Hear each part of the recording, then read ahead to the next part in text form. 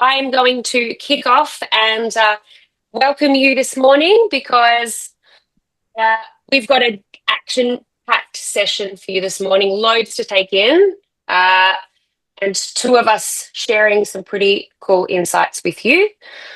So I shall get started. We can probably expect another bunch of people. We'll let them come in as we go. I'll do a little bit of an intro and hopefully everybody arrives before we formally kick off. So thank you everybody so much for being here.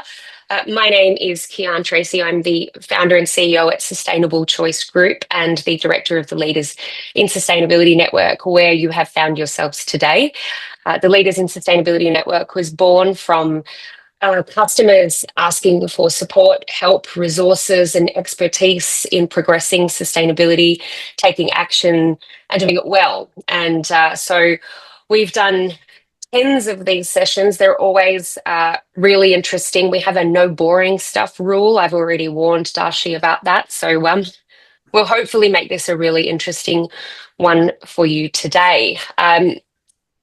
Today, I'm coming to you from the land rightfully owned by the Wurundjeri Woi-wurrung people of the Kulin Nation, and I'd like to pay my respect to their elders past, present and emerging. And as we're coming together to talk about environmental claims, I also want to acknowledge the more than 60,000 years of sustainability and environmental care and stewardship that came before us. Today, we're talking about a topic that will be top of mind for a lot of you. A lot of you are dealing with it every day. How to communicate about sustainability clearly, credibly and compliantly on labels and at point of sale. We're seeing major shifts in how products are labelled, how claims are regulated and how much proof consumers and regulators expect these days.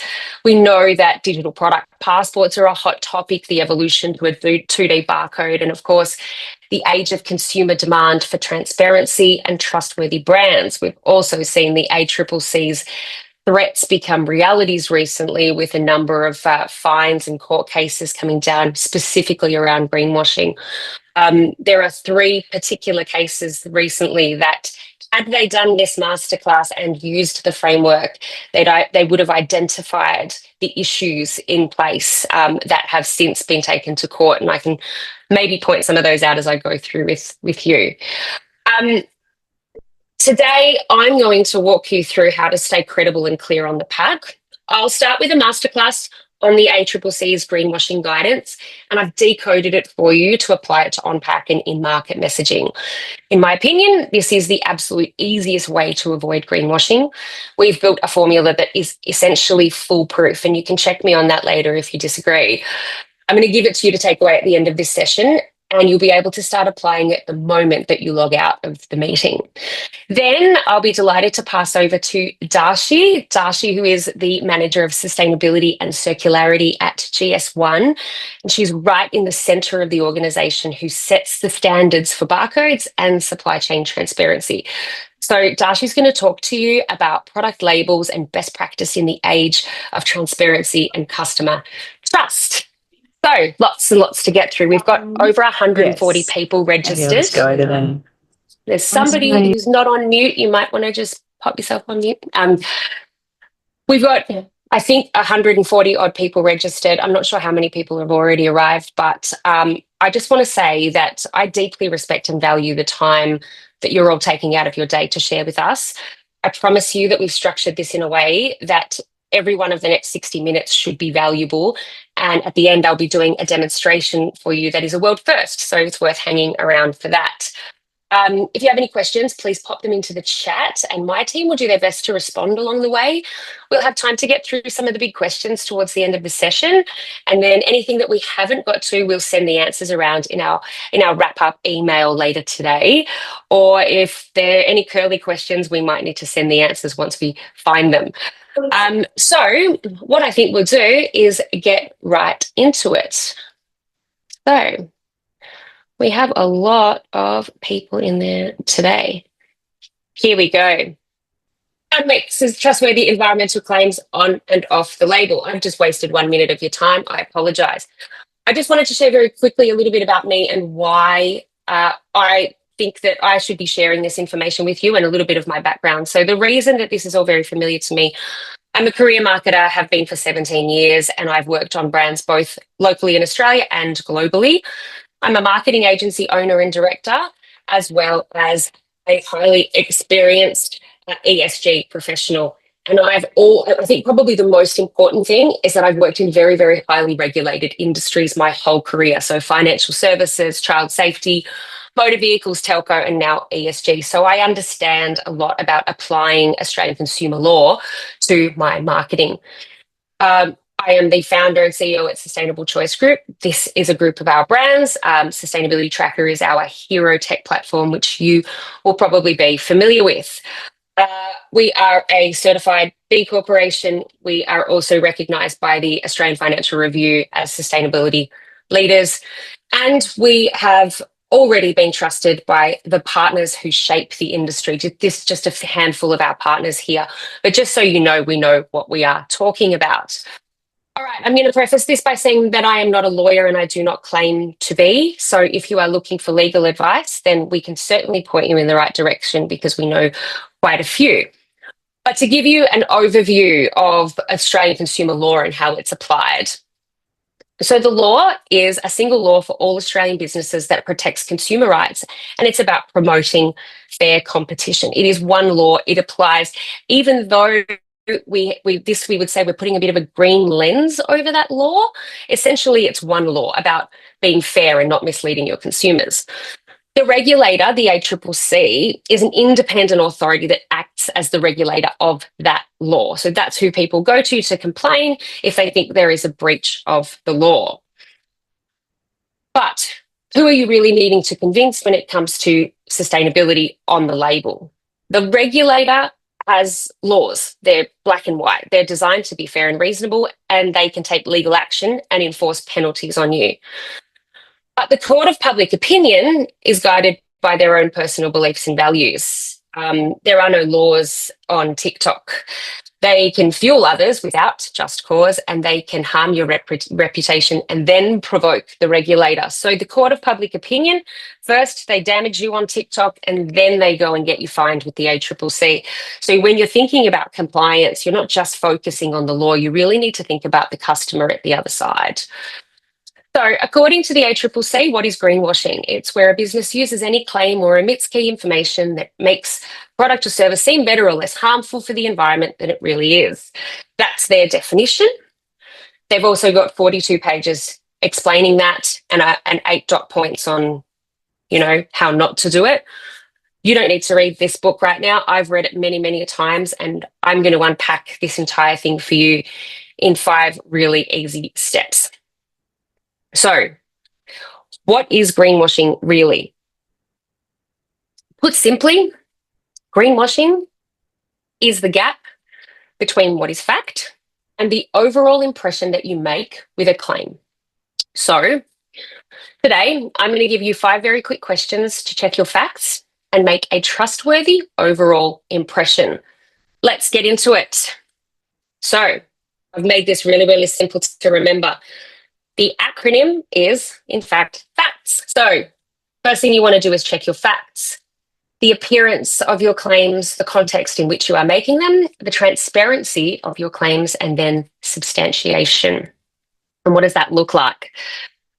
So, firstly, question number 1, when you are making an environmental claim, are my environmental claims facts or fluff? So you need to be thinking now about terms we used to use really commonly, like, green. We use green a lot, and there's lots of words that we use. But are my environmental claims fact or fluff? If you aren't sure where the facts came from, firstly, those are not facts, and it's important that you get certain about it. So, for example, you might have inherited a carbon neutrality claim or something like that. If somebody did it before you, if it was your predecessor and you don't know how to substantiate that, that is not a fact. If you are responsible for the label, you need to understand what's on it.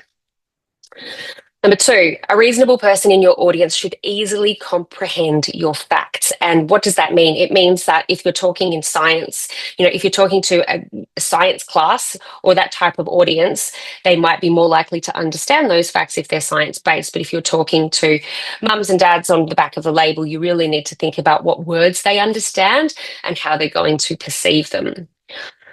My advice, don't use fluff words, but I think it's very hard to avoid. I know a lot of people are still, getting pushback from management that they should be using certain words to make things more compelling or appealing. I suggest don't do it. But if you are going to use fluffy language, my recommendation is to follow them immediately and proportionately with fact. If you're going to say planet friendly, which I don't recommend, you should immediately and proportionally explain what you mean by that. It should never be a standalone term. If it is, have a think about some of the labels that you've got right now. If they don't have, if they do have fluff words in them, like have a think about, should they still be there? Is it in this day and age? And a pro tip that I have is sense check for fluff and puffery by visualizing the true definition of the words. So, for example, are you really going green? Like, what does that actually mean? Or cleaner, or ocean safe. This is a topical one because this has come up recently with the ACCC. Not exactly this, but quite a topical example of what does ocean safe actually mean.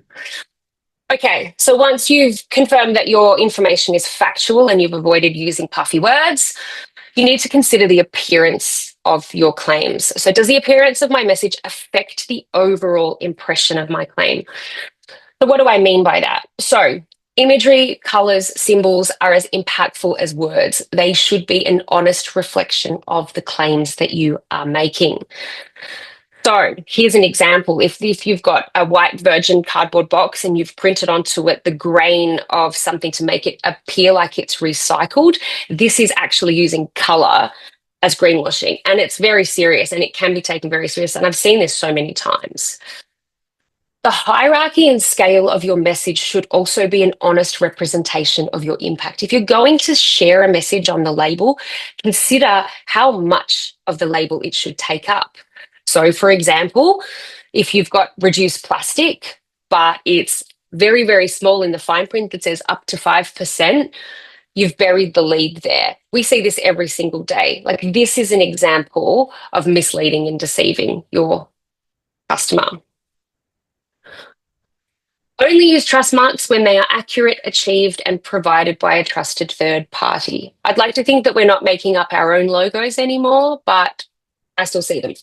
So if you're creating an icon to make it appear like it's a third party, but it's not really, huge problem. And that's just another visual issue.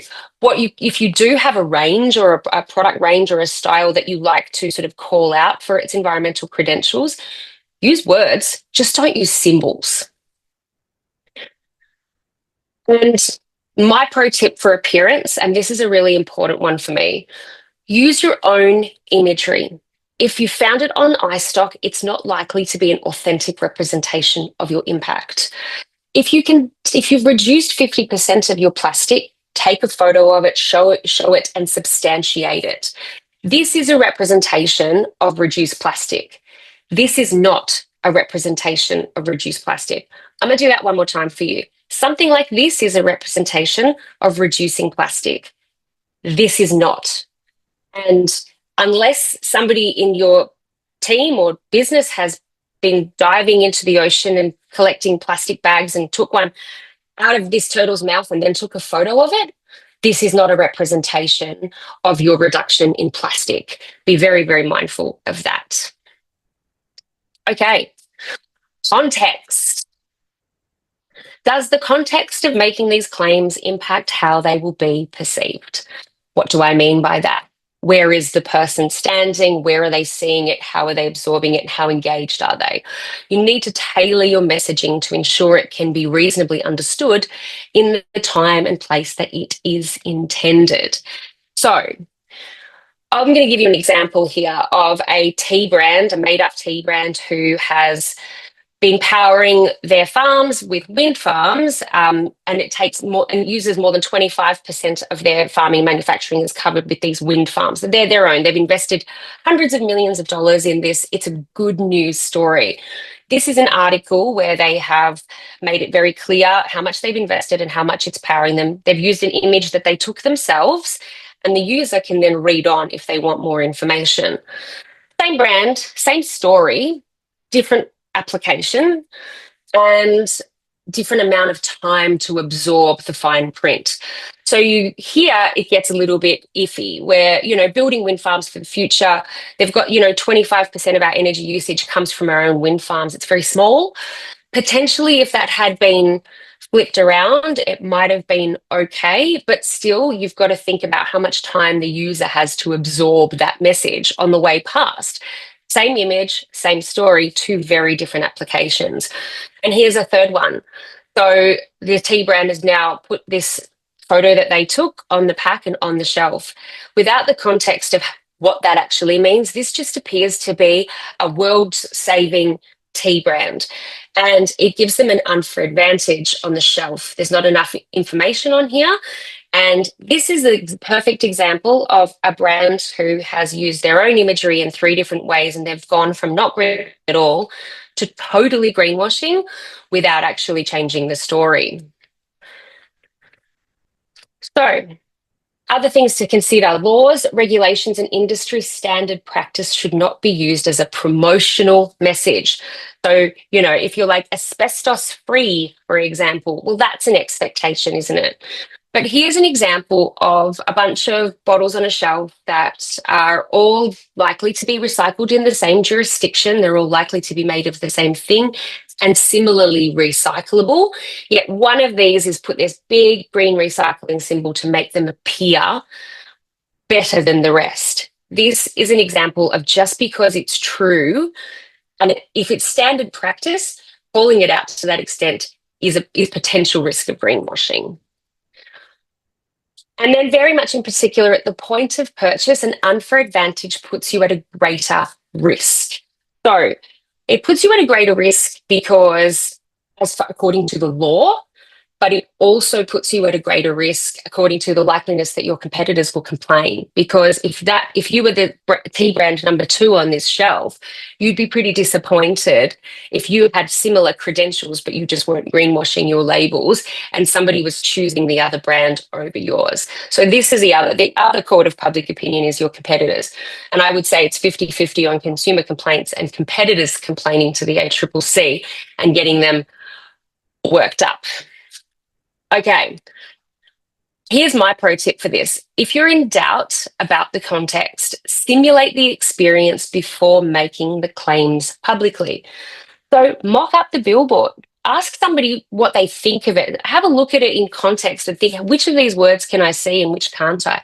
Looking at the artwork over the shoulder of the graphic designer versus imagining it in context, you're going to get a really different perspective. Also, things like social media ads, you can always make somebody scroll past it really quickly and ask them what they could see, what they perceived from that message, just to make sure that you're getting the right messages across or that you're being clear and honest. Alrighty, let's get through this. Transparency, T for transparency.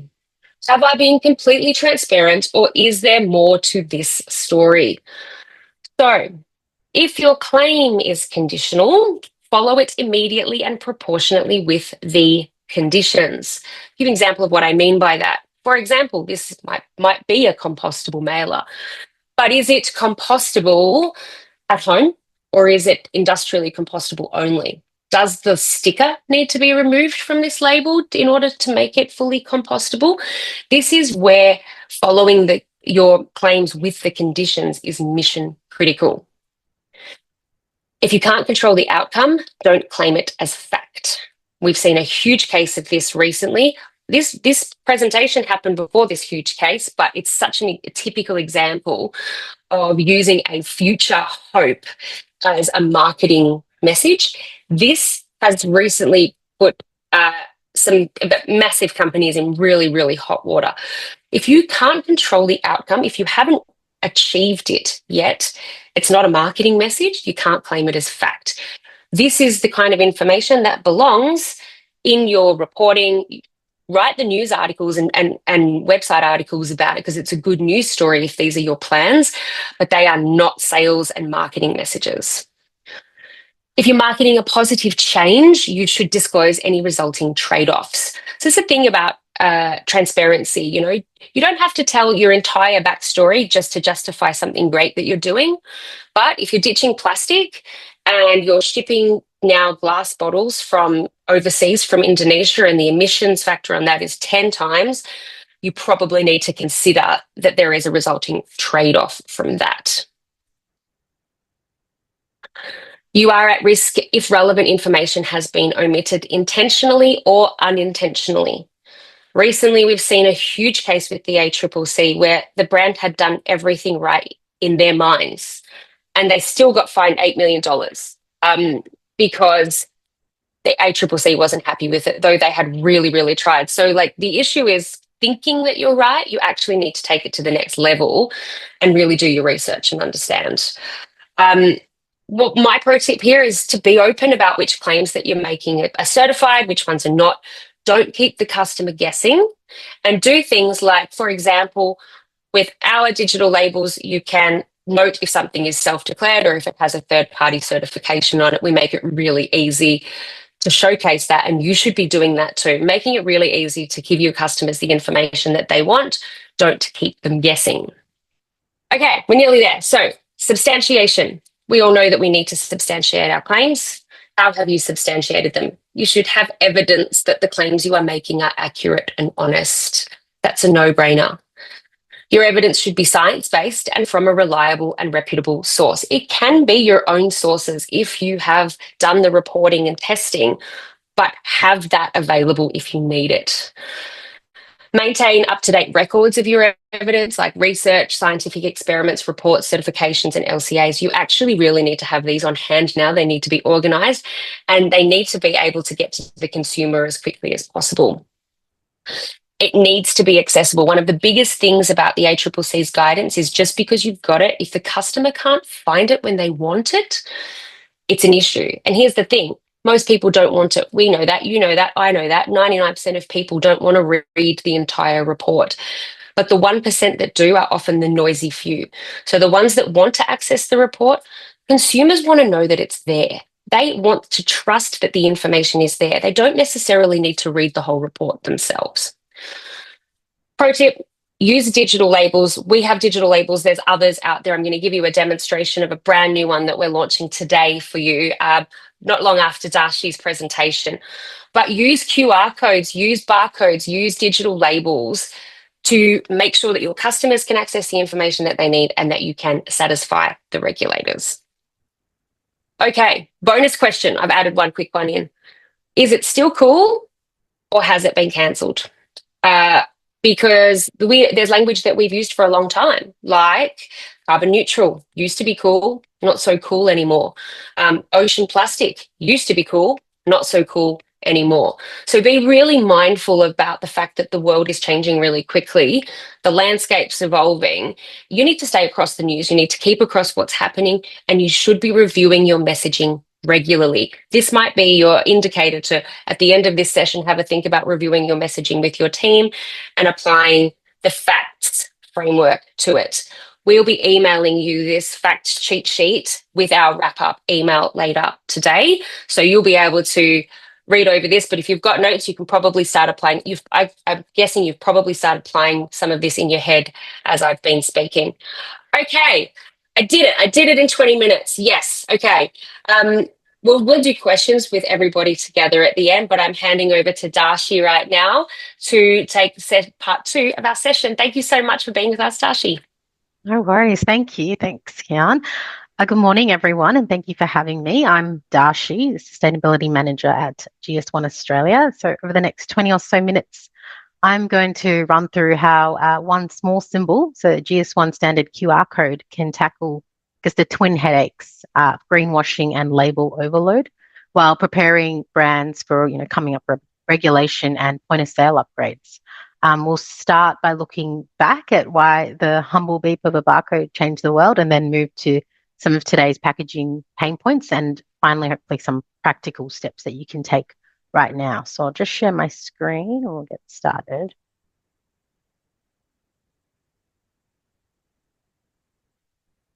Awesome. So just a little bit of context setting Is exactly, well, not exactly now, a little bit over 50 years now, ago that manufacturers and retailers agreed on one global language for products, which was the GS1, what we know now as the GS1 barcode, called the Global Trade Item Number, the GTIN. From that day forward, a single scan joined each physical item to its digital identity, unlocking things that we probably take for granted today.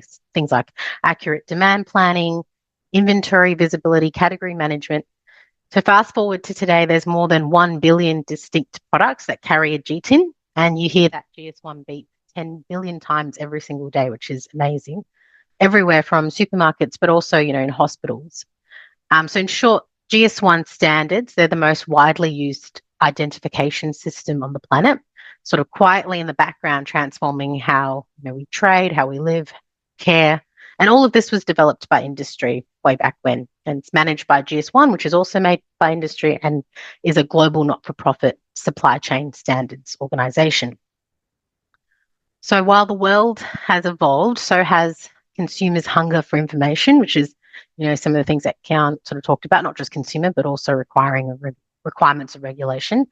There was a NAB Business Insight study. There's been many studies that have probably, talked to this point, but this particular one found that 1 in 4 shoppers abandon a purchase because they don't have enough information about the product. But at the same time, real estate is shrinking. We've got lots of logos. These are just some examples. We might potentially be seeing mandatory recycling labels here, but we definitely have it overseas. And, there's more requirements on packaging to add allergy warnings, provenance claims. We're starting to see lots of QR codes already on pack for promotions. If you've ever wrestled with Australia's Australian recycling label, the ARL logos, or watched the red cycle icons linger on pack long after the scheme closed, you'll probably know the cost of those changes. There's a FSANZ, which is our food safety regulator, survey that showed label changes can reach up to $8,000 per SKU when your size and the layout of packaging has to change. So we've got less space, but we've got more risk when it comes to these sorts of claims. It's a big expense. So something sort of has to give. And Kiarne sort of went through the ACCC guidance, but mislabeling, it's a reputational regulatory hazard. So digital labels, which is what I'm going to talk a bit about, which is data carriers that connect to the internet, they offer that transparency that the regulators want and the flexibility that marketers need without trying to take back that clutter on pack. And it has been called out in the ACCC guidance as sort of a practical step that you can take to provide information back on your claims. So it's important point is that you're allowed to make claims, of course, and brands should be proud if they've got claims that they want to make. It's an important part of brand strategy, but as Kiarne sort of just went through, you need to be able to back it up with the right information. And this is where this conversation around digital labels, or we also call 2D barcodes, think QR codes that follow GS1 rules, and come into the system. So this is basically one symbol that can engage with consumers with providing that information, whether it's sourcing, recycling information, that's really up to a brand, but can also feed supply chain partners with other important supply chain information like batch and expiry dates, depending on what they crave. And in the future, can scan at checkout for price and stock keeping. So the journey that industry is going through is incremental. Most brands at the moment, they're starting with the simple view of consumer engagement and sustainability and circularity messaging. Where was my coffee grown? And then the potential to layer on things like serialization or think about recall automation later. And I could probably spend the entire morning sort of describing all sorts of examples from all over the world. But I guess the main point is that consumers are demanding transparency about products that they purchase. Where is it sourced? Is the packaging recyclable? Is it safe for my child? So we've got lots of examples where the use cases can be different for the information that you want to show. There's across sectors, we're already seeing these types of codes cutting also food waste through dynamic markdowns. Things like support for deposit return schemes or innovative ones in the UK, where they've got digital return schemes, and of course providing just basic information about the product, and that technology and the standards are here and ready today. I won't go into a lot about regulations, but I guess governments are also moving in the same way. You might have heard a bit about Europe's digital product passport regulation. Here locally, we've got Australia's recycled content traceability framework, which isn't mandatory, but it's out there to try and get that transparency across supply chain. And then, of course, we've got offerings in the market like, Recycle Mate. And all of these things are all about showing more granular information to help consumers, but also supply chain participants make informed decisions about what to do with the product across its life cycle. Just wanted to touch on Europe's digital product passport legislation, which is not something we'll probably go into a lot of detail in this presentation. But, this will mean in Europe, at least, certain products, they're starting with textiles and batteries, that are placed on the European market. So it applies if you export there, will need to have, they call a digital product passport. And what does that mean? So those products will need to have a data carrier that a consumer can scan, which links to the product's identity to the web and then provides information. It'll be specific information that'll be mandated. So GS1, it's heavily involved in these discussions because to make a digital product passport, you need a couple of things. You need unique identification for the product. So that's what, what we already have on barcodes, and a data carrier that links to it, which is what we're talking about. So while the details of, what a European DPP is still being worked through, and it will have specific requirements. What we're talking about today, QR code based on standards, that's sort of the architecture of this term digital product passport as well. So in terms of 2D and then the transition to these digital labels, and I'll show you a bit more information about it, industry has an ambition that by 2027, every major retail point of sale scanner worldwide should be able to read a GS1 powered 2D code, and retailers around the world have started, their point of sale upgrades. Everyone's at different stages, but I guess the message is that the benefits are clear from this transition. It's faster recalls, richer loyalty, and efficient return. So it's making solid commercial sense. And that transition is real. It's funded and already underway by industry. Our teams here locally are focused on the engagement with our local retailers who are all at different levels of maturity. It won't happen overnight, but it's happening because the benefits make sense. So we can expect to see in the future that QR codes on pack will start to be able to be scanned at point of sale. So how does this work when, you think about all the technology changes in the last 50 years, and yet this barcode has maintained its resilience and usefulness, to our retail community in particular. And since then, we've had the internet evolve and change the way we do things. So it just naturally makes sense that we connect that barcode with the web so that these QR codes can be scanned at point of sale in retail around the world, but are then also used by, a consumer, a regulator, anyone can engage with that same QR code through their phone or apps that may be developed for specific purposes and, can see the information that they need to see, which is up to a brand to define and go beep at the checkout. So we call the standard a GS1 digital link, but it simply just stitches that familiar barcode to the web, and shoppers can then scan for that richer content. So QR codes are just one flavor of 2D codes, or QR codes under using the GS1 standards, just one flavor of 2D codes, but the concept is sort of identical. It's one data-rich gateway that serves consumers, regulators, and retailers simultaneously. So we collectively call all of these 2D codes, or the three that we've got on the screen, 2D codes, next generation barcodes, or sometimes, digital labels. For today's purpose, we're really focused on QR codes using GS1 standards because they're the ones that a consumer can engage with. But just so that there are sort of two other types of 2D codes that also serve the purpose of providing data, but probably more focused on supply chain data. And locally here, Woolworths have done some great work with adopting one of these, the data matrix, for example. And data matrix is also widely adopted in healthcare. So it's a different use case, a little bit more focused on supply chain data. But the one that we really want to talk about is around sort of the QR code using GS1 standards, because that's the one that is around, consumer engagement. So most brands will say, or most people will say, we already print QR codes. And I guess here's the catch. A normal QR code is just a hyperlink. It's not standardized. It can't really talk to supply chain systems. And in future, it won't beep at the checkout. So this, with what we're talking about when we say GS1 standard QR code, is a one code for all uses. So a single QR code that's built on those global standards and encodes key information. And one of the key information that is really important at today's age is the product's GTIN, the global trade item number, the barcode number. But of course, you can encode some other information and, future batch, lot information, expiry date. So supply chain stakeholders can use that QR code. And then it can be scanned at retail checkout in future. So connect with consumers to that rich digital content, all with the same code. So that one code instead of many. And I just want to touch on why it's important to link it to that GTIN, the product's identity. The power is really endless when it comes to the kinds of sustainability information that you want to provide to the consumer. You can get as, creative as you want, and looking at, Kiarne's facts framework, all the additional information that you need to show.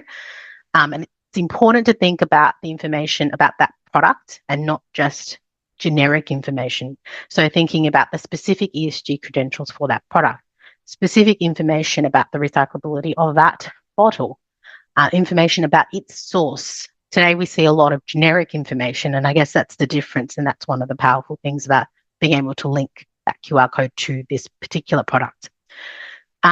There's been pilots and trials, and this is already in implementation. And one of the studies of implementation in the UK found that consumers are spending up to 7 times more when they land on a page where it's relevant to the product. In this particular study, or in this particular case, the average dwell time on this product with a standard QR code was about 5 seconds, which is not very long. And Ocado, which is a UK retailer who did this work, they found an over 35-second dwell time on their page. This is for their private label products, when the consumer was landing on that product, in this case, milk bottle specific page. And they're more likely to engage with that information if it's relevant to the product they're holding. So there's also those engagement benefits that you get when you've got a landing page or information that's actually related to the product. So this transition, this is a bit of a hectic slide, but I guess the main point of this is just to say that the transition to the barcode isn't disappearing. Brands will probably for quite some time need to keep both. And we hope to get to a point where there's a complete transition. Like I said, retailers are still working towards the point of sale scanning capability. The key message is that I guess brands, doesn't mean that brands can't start thinking about this, because as we've just talked about, the benefits are beyond just the point of sale scanning. And so even before registers catch up, the advantages are immediate. Got the opportunity to think about cleaner packaging, so fewer logos or fewer information and one scannable mark.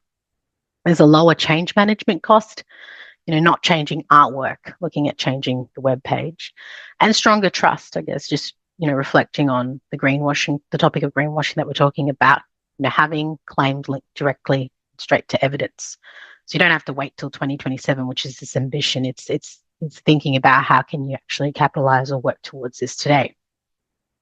On the note about the transition, in June last year, a coalition of major brands and retailers, some names that you might recognise, signed an open letter committing to GS1 standard QR codes. So I guess this sort of joint declaration, it singles capital expenditure, marketing alignment, and supply chain readiness on that global scale. And there is really that industry effort globally by retailers and brands to make this shift, which is really exciting. Obviously exciting as anyone who's a barcode nerd as well. So the message that I want to leave before I hand over to Kiarne is you can start where you are. You don't need to have traceability information or invest in expensive new systems. You can start where you are. Use what you already own, which is you're probably likely, if you're a brand, to have a product's GTIN, the global trade item number. You can generate a GS1 compliant QR code that carries that GTIN, and there's all sorts of providers such as Sustainable Choice Group that can help, and obviously come talk to GS1 if you need help as well. Choose a landing page and just start with what information you have today to show, whether that's your certification information, sourcing, just extra disposal advice for the product. You don't have to get super creative. Start with what you have and then iterate later. Of course, we want to get to a point where we're giving extensive transparency. You may want to look at how you can add traceability data, things like promotions as your systems mature. And of course, lean on partners, like Sustainable Choice Group here. They'll support you to get started so you can actually focus more on the story that you want to tell. So I guess in the last message is we've got this one scan, we've got one standard, and we've got lots of opportunity to grow. So I think I've got a bit of time, Kiarne, but I wanted to hand back to Kiarne because she's going to show you exactly how you could put this into practice. Thank you so much, Dharshi. Always very, very interesting. I appreciate that you speak at top speed and get through a whole bunch. Reiterating a few things, start where you are. You don't need to have full traceability through your entire supply chain on every product just yet. Some industries may never require that. So if you're panicking about needing to go and invest in big blockchain technology and all this complex stuff that is making this all feel very crippling, you actually don't need to do that yet. And maybe if you're a battery supplier, you might be at the top of the chain where maybe some of that starts to happen. But what I wanted to do is actually to give you an example of how we've built digital labels, how we've brought them to life. We've got something new today. So Sustainability Tracker itself is not new. Our product profiles and our sustainability information and our evidence and our QR codes, none of this is new. In fact, we're a B Corp certified tech company that's been around for about 5 years, a little bit over. So what I'm showing you today is our upgrade to incorporate the GS1 digital link. So that's probably the most important thing about this, is that is the newest part.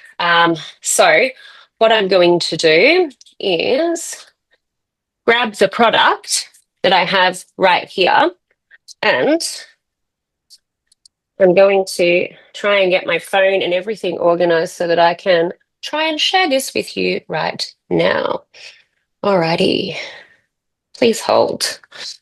Okay, so my technology is letting me down on my screen here, so I'm going to do it on my phone. But essentially, this is a co-universal cleaner, and as you can see, we've got a digital label right here that's gone directly to the product. What I'm going to do is share a link with you right now so that you can do that, and then I'm going to give you a demonstration. So just bear with me one moment, because my technology has let me down again. What do you know? So let me know if you can see this. Okay, Sustainability Tracker digital labels. You can scan that QR code right there and take it for a spin. So what you're seeing right there is your full product details available, as you can see with Co. And as you scroll down, you'll be able to see things like how you can share disposal information with your customers, allergy information, if you've got user guides on how you want to be using a particular product or anything like that. So there's heaps of different opportunities to share that information with the customers. You can tell stories and offers if you want to actually create more promotional opportunity with the customers. There's links out to other things. What I'd like to do is also to give you a demonstration. I'm just going to swap the share on my screen right now. So what I'm going to do is I'm going to actually take you through the demo myself. So if you can see here, all of these selections, you can actually choose what you want to put in there. So some of them will be compliance-based based on what comes from regulators and the digital product passport. But at the moment, that actually hasn't been passed down. So you can share what you'd like to share, what you think your customers will find most relevant.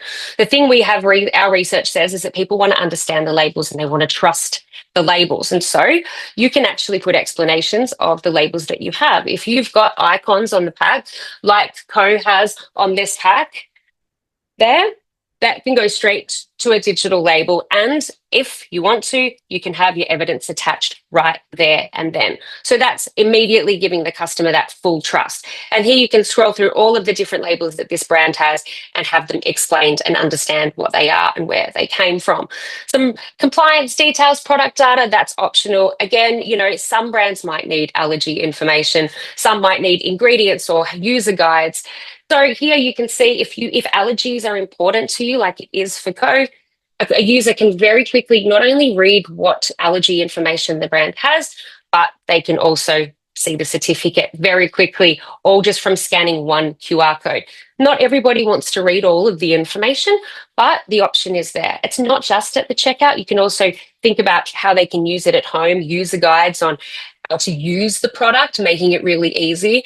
And you think about how much label space you have, how long it takes to change labels, how, APCO wants us to reduce the size of our labels right now. And what we're finding is that we need to say more and use less. And here's an example here. So we're all pretty familiar with the Australian recycling label. It's pretty basic, I would say.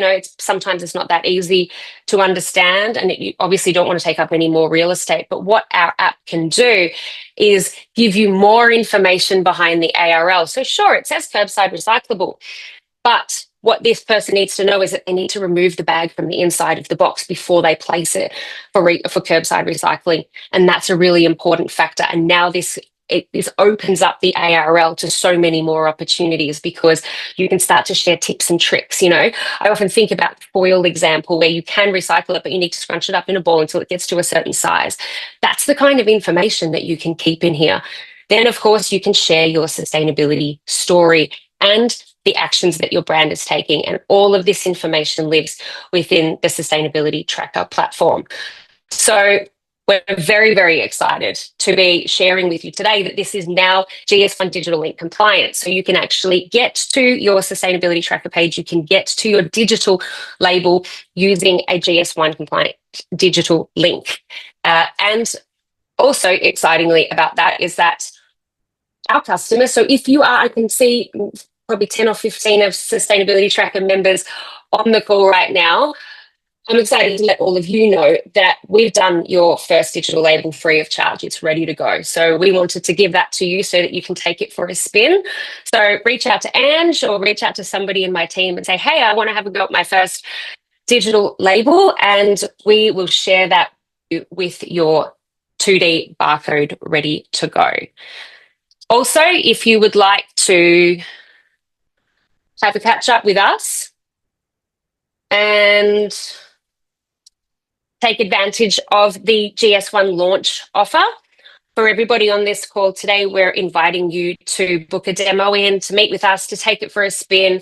We're doing a 50% off subscription fees for the first 12 months, maybe 24 months. Ask your sales rep, see how they'll go, because I'm feeling generous. And excitingly, the first 50 customers, I think we'll be able to do the onboarding done for you. So we'll actually build out a lot of this content for you. There are complete, do it yourself and self-managed enterprise options available. But what we'd like to do is show you how to make the most out of your digital label. And we're talking a lot about how things take a long time to do. It's very expensive. I get it. Our startup plan on this deal, it's $275 or $274.50 or something per month. So we're trying to make this accessible to everybody, depending on what your needs and use case is. But will you definitely be able to get started with what you have today? We've had customers get started in 24 hours. So go from people asking, what are you doing about sustainability, to having a fully built sustainability profile and their product information online in 24 hours. So we like to make it easy. We are acutely aware that you are being asked to do more, say more, substantiate more with less time, less money. And so what we're trying to do is make that easier for you. The idea is, if you're thinking about digital product passports, if you're thinking about 2D barcodes, if you're thinking about digital labels, if you're thinking about customer trust or the ACCC, we've just wrapped it all up into one single solution. And we're only just getting started. We've got a steering committee who is helping us to build this beyond where it is right now. It's designed to scale with you.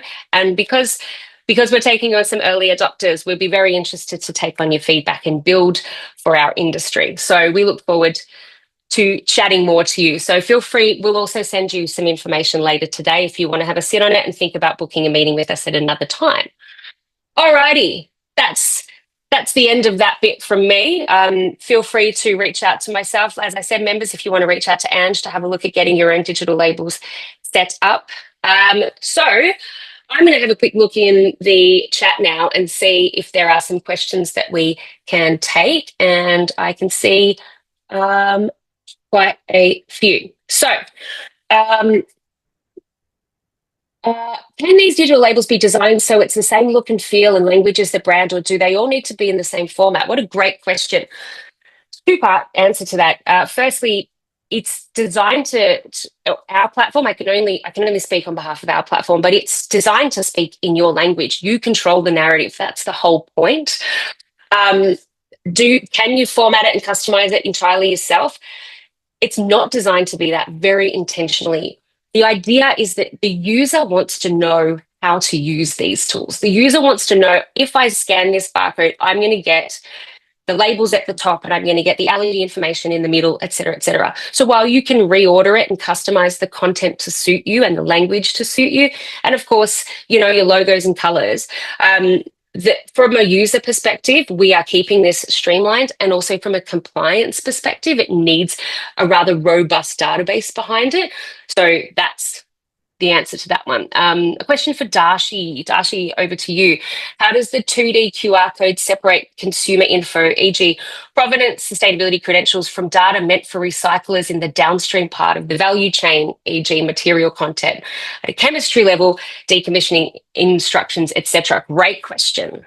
Yeah, so I just responded to that just to say that it's really no different. You can use the same architecture to provide information to recyclers or anyone that scans the code. I guess today's focus has been on consumers, but that same code can, depends on what information you want to show. So if your information that you want to show is to a different supply chain participant, say it's, to the recyclers, and you want to show more information about the material composition, you definitely can do that. It's really up to you. One QR code can do that. Yeah, I just saw Rosanna's response. So you don't need two codes, no. Yeah. Which is mercifully, because this is a lot of weighing on people's minds about how much work they have to do and how many things they need to maintain. Hopefully, if we all move in the right direction here, we should all be reducing the amount of workload, reducing the amount of labels and packaging.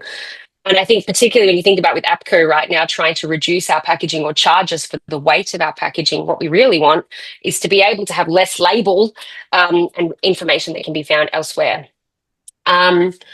Is there a white label version of Sustainability Tracker for brands that want to host this type of information on their own platform? I would imagine a number of brands would rather host the info themselves. If they want to host it themselves, as two-part answer. So we've built a version that they can embed on their own website. So that will be getting released in the next couple of months. So if a brand wants to carry this information that's powered by our engines, they can easily embed it onto their website. But is there a white label? Look, to be quite honest with you, what we're trying to do is make this a universal solution so that people know where to go and how to trust it. So at this point, it's not designed for white label, but never say never. It's something to think about. Okay, another question for you, Dharshi. This is good. It's going in order. Keen to understand GS1's viewpoint on integrating the ARL into the 2D barcode. As I understood it from APCO, their perspective for recycling information on pack is best practice. We should be using the ARLs, not QR codes that house our ARLs. From a brand perspective, updating costs, etc., online via QR code is easier to manage, but understand barriers of consumers not scanning. Is this something the two organisations are discussing together? These are good questions. Yeah, it's a great question. And yes, we definitely are talking to APCO and have been talking to APCO for a long time. In their guidance, they've already included the use of digital link, and they've noted that if you want to future-proof, if you are going to put a QR code and pack, to use GS1 digital link to, future-proof that QR code with the future point of sale scanning, if you are going to provide information about ARL. I guess at this point in time, and there's many reasons why you want to provide ARL on pack, because there are, you need to think about accessibility, and you want to provide at least some minimum information on the label, not just in a digital carrier. It's about being able to provide more information than what you can fit on pack. So yeah, we definitely are talking to APCO. They're, very much obviously can see the advantages in being able to provide more information than what on pack. But I personally, from a GS1 perspective, and if even from a policy perspective, you want some minimum. You are going to want some minimum information about the how to recycle the product on the label, and that's, I guess, what the ARL logos provide. And I don't see, in the foreseeable future whether we would completely digitize that. That's really, probably not a GS1 question. That's also an APCO and a government policy question, and a point about accessibility to consumers. But the point that, where you can provide more information about, which I guess Kiarne just showed an example with the code, where you click on the icon and you can actually get a bit more information, is what, I guess, 2D barcodes or QR codes can provide. I'd like to think that the ARL will evolve into a QR code so that there be so much more information. I think that they don't carry enough, and obviously we don't want to take up more real estate on labels. All we see these days on labels is icon, icon, icon. It's overwhelming. A couple of questions here for me. $275 a month. What's included in this price? So this is the 50% off price. So only from the special opportunity from the launch, which expires on the 15th of August. But it's about the limitation of how many products you can have, and the extent to which you can customize your particular profile. So essentially what you get with that base model is what you saw with Co. So you get our stock standard layout, and the inclusions in that, and then there's different pricing and plans that go up from there. But we think it's a really fair price for an entry level to give it a test. You're not locked into us forever. We do 12 months at a time, but you can take all of your data and go after the first 12 months if you don't feel like, you want to work on this platform anymore. I know there's a lot of fear moving into this next day and age about, I don't want to be locked into this forever. This is a huge decision. It doesn't have to be a huge decision. It can actually be just something that you give it a try, and if it doesn't work, you can try the next. But I'm confident that we'll keep you happy. Is there an ability to compare products and choose the more sustainable option? There's so many labels, it's hard to compare and decide on a product. Let me tell you, Marielle, if I could do that right now, firstly, I'd probably be a billionaire. And secondly, that's exactly what we've always been trying to do. It's exactly what we work towards every single day. And I'd like to say the answer to that is hopefully not too far away. We'll be able to give you clear comparisons. But this is definitely a step in the right direction by taking frameworks, global frameworks and standards, because that gives us something to compare. At the moment, we'd be just comparing. A lot of it is what people think. A lot of it, like if every single product had a life cycle assessment, then I'd be able to give you a comparison. That would be my dream. And that's what we're working towards. But at this point, the way that we are displaying, whether something is self-declared, whether something has a third-party certification, whether it has an environmental certification, that's how we're helping you differentiate between the brands that have taken it to the next level. Okay, I don't know. I don't think I've missed any questions here. It's 10:59. We got through a lot. I hope that we lived up to the commitment that I made, that we would keep you interested for the entire session. I hope that you've taken away some valuable information that you can take back to your teams, and some ideas on, taking next steps in your workplace. If you want to get in contact with us, we're going to send you an email to wrap up this session. Thank you very, very much. Thank you so much, Dharshi, for your time and expertise. As always, you're a legend. We appreciate you. And thank you, everybody, for staying for the whole time. Have a wonderful day. Thanks so much. Bye, guys.